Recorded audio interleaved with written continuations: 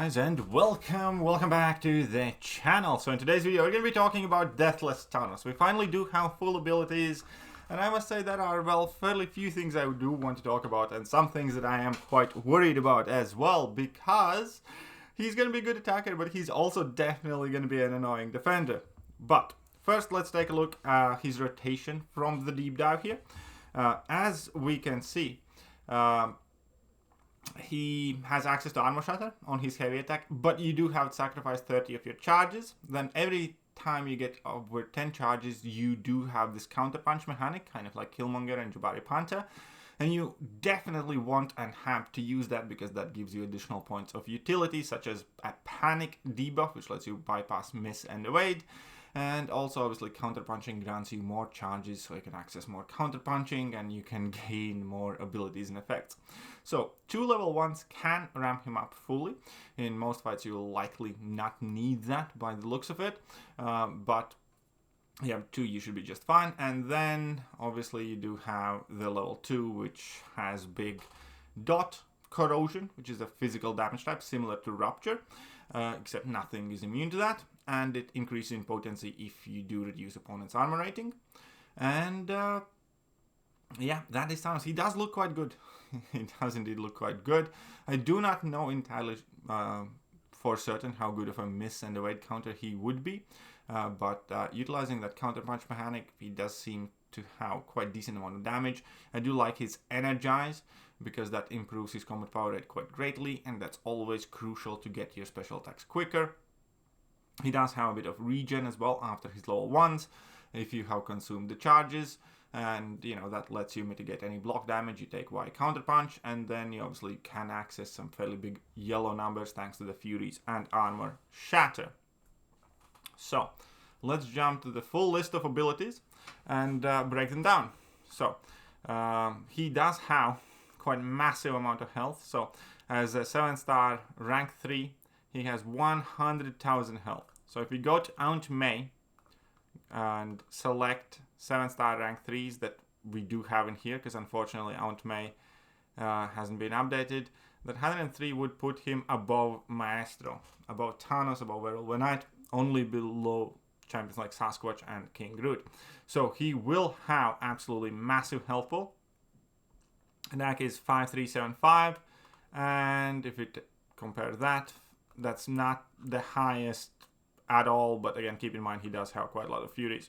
So 5375 puts him not great, as one of the lowest base attacks. Again, that is largely due to the fact that he does have a ton of Furies. Kabam's ratings for him: survivability 4, damage 4, ease of use 3, utility 3.5, and then defender strength 4. So he's not going to be crazy defender, but I can definitely see him messing with people, especially initially, or without a good counter.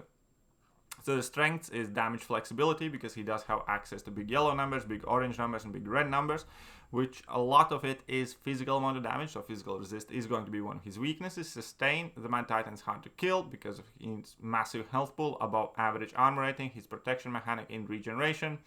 Armor control, he does have armor shatter and a few other abilities that can control that, and obviously it's going to be quite crucial against the tech champions. And then the weaknesses will be physical resistance, slow, and debuff control in general.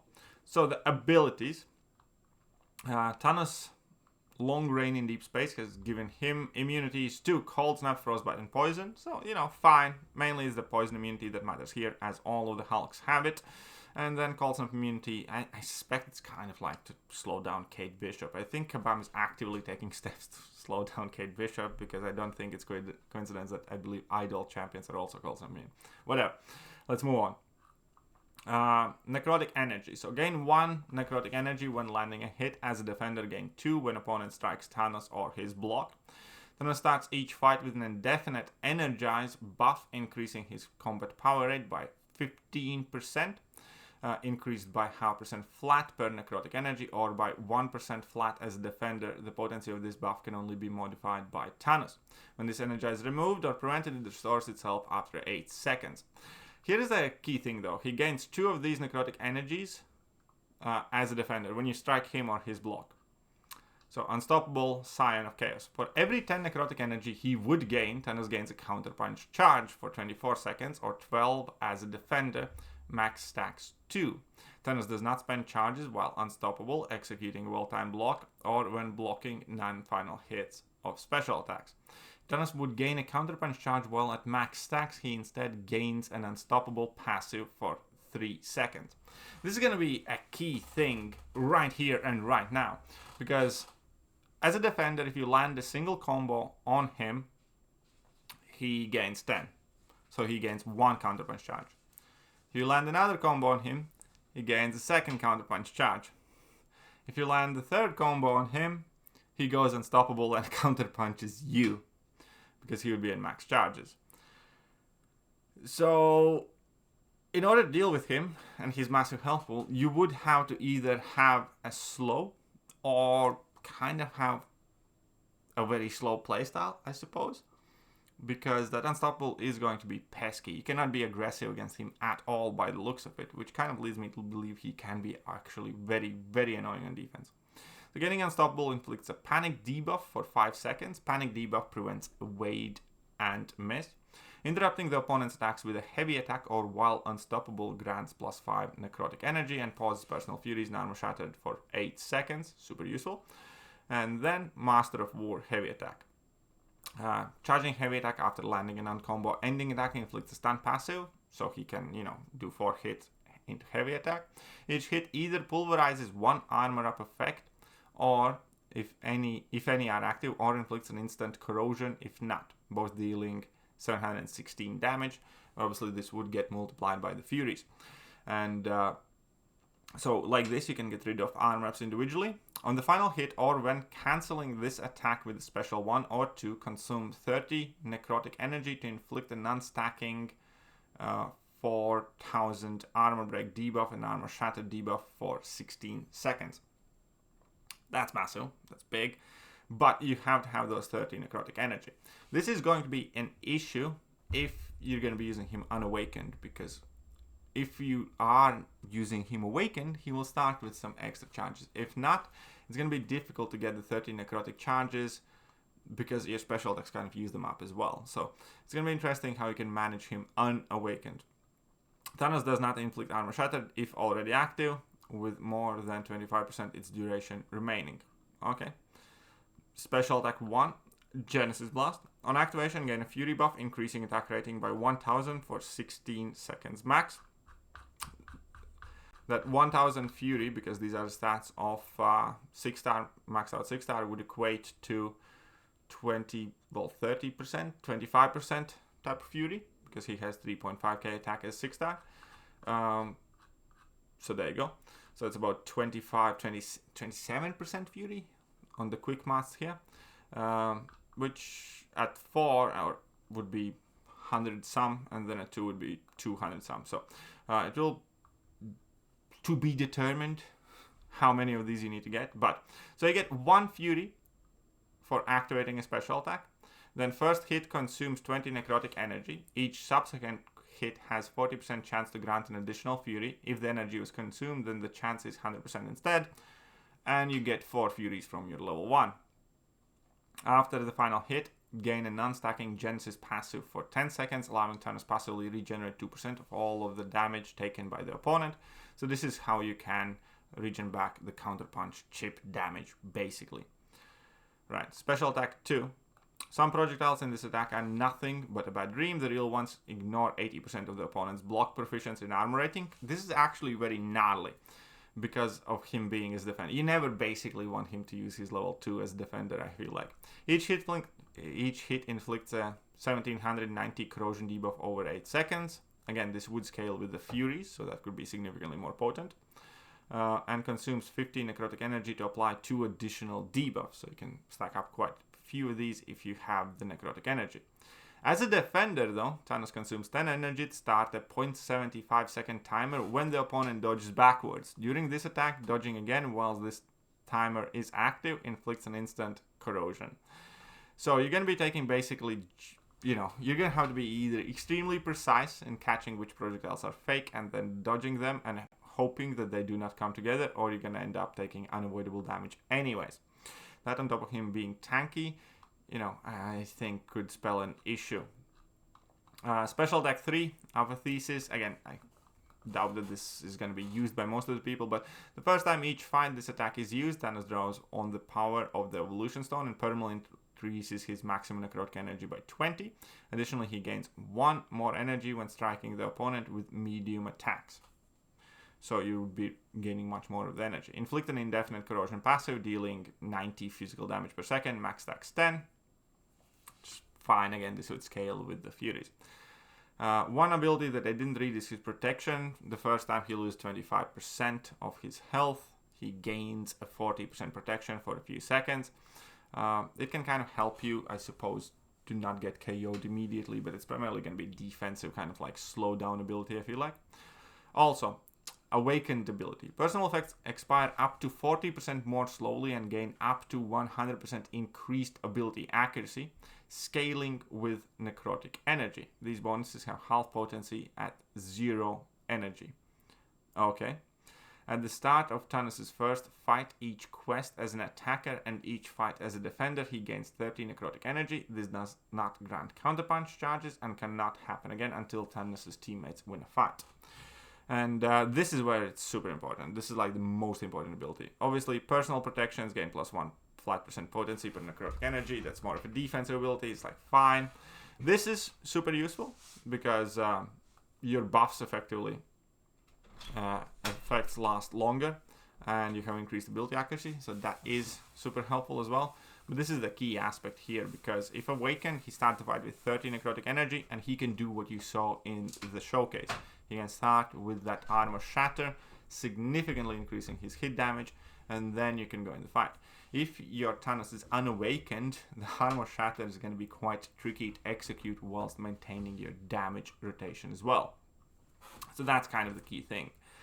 I do think he presents some defensive threats for sure. You kind of have to, again, either slow play extremely heavily against him, or you need an unstoppable counter. Obviously, then in between that level 2, which you kind of probably never really want to test, him being quite chunky, I can definitely see him being a fairly substantial defensive threat as well. It would be one thing if his unstoppable would be a buff, but it isn't, it's a passive. So that again will make most of the Mystic champions quite wary of that also. So it's going to be interesting to see how he incorporates himself in the contest. I do look forward. I do think he has quite a bit of potential. So far, at the very least, might not translate too well in the game. But in general, I do think he looks like a very, very solid meta two-way champion, which is great, which is what Kabam promised. So the synergies with Guillotine, the amount of max health required to gain new soul is decreased by 2%, so she's going to ramp up faster. Good. For each personal debuff on the opponent gained critical damage rating, that's fine. King Groot, gain an undermined buff during special attacks for King Groot. Personal Genesis passives gain 30% increased duration. So you can heal a bit more. Deathless processor with Vision Deathless. Upon triggering an immunity, burn 50% of bar of power from the opponent. If this reduces the opponent's power bar below any full bar, gain a phase charge. This ability has 12-second cooldown. This could be useful in this circumstance, but very situational. Gain immunity to power burn and power drain effects. It's good synergy, I suppose, but nothing really that I'm seeing is helping Necropolis, any of these champions, too much. I guess Guillotine one. Intercepting the opponent inflicts a personal trauma debuff, cooldown 5 seconds. Okay. Intercepting the opponent inflicts an instant corrosion debuff, dealing 20% of the attack. I think this instant corrosion is not going to be too potent to matter too much. Okay. With Guillotine, souls expire up to 70% more slowly based on how much more max health the opponent has than the Guillotine. Additionally, the first hit of the special one nullifies one buff. I think this is going to be very, very, very good for Guillotine. Molten Fist. King Groot, Malice bonus to Fury potency can continue to build to a maximum 200% after 200 seconds. Okay, that's not bad either. That is quite solid. King Groot with more damage. With Vision, gain immunity to... Oh, this is gonna be... We're gonna have to use Vision in Necropolis. This is what I was looking for. So, gain immunity to reverse controls. Additionally, after the opponent activates special attack, Vision power burns 1 bar of power if this burns at least 50% of bar power again when personal phase charge. But yeah, it looks like we're going to have to use Vision Deathless to defeat the Necropolis boss. With She-Hulk. She-Hulk gain immunity to Rupture effects and ability accuracy of She-Hulk's personal debuffs, and the party mastery can only be reduced by skill champions.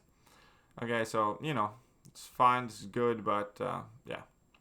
Umbral Vanguard, unique 7-star. With Guillotine, Deathless, King Groot, Vision, She-Hulk, Deathless. Synergy champions in Necropolis gain plus 50 vengeance charges if all champions are present. Okay. On activation, special 1 inflicts non-stacking 150% neutralized passive for 15 seconds. When struck by an unblockable attack, spend 1 Fury buff to gain unstoppable passive for 3 seconds on King Groot. Interesting, which fight is that meant to be on? Personal Fury max stack increases by plus 6 and that pause is increased by plus 5 seconds. So Vision might have a bit more damage, and punishing the opponent's special or heavy attacks grants a grid buff. Oh, so she can ignore the unstoppables here as well. Okay, so that's kind of interesting. That is quite interesting. Recommended master is Recovery, Inequity, and Despair. Fair enough. Relics, Gamora, Balgast, Thanos Fury buffs are not guaranteed, and the Gamora's relic can improve both his odds and the buffs themselves. And Thor Balgast, Thanos gains a lot of Fury buffs, so he benefits from Vigor buff, and that. I think Gamora is probably the... I don't know, to be honest. But either way, that is Thanos. There's quite a lot to go through, but ultimately he does look quite promising. There's just no shying away from it. He does look quite, let's say, substantial, both offensively and defensively, as he's meant to be by the looks of it. And yeah, let me know what you guys think, and I will catch you guys soon. Bye-bye. Hello there guys, and welcome back to the channel. So we have all the information about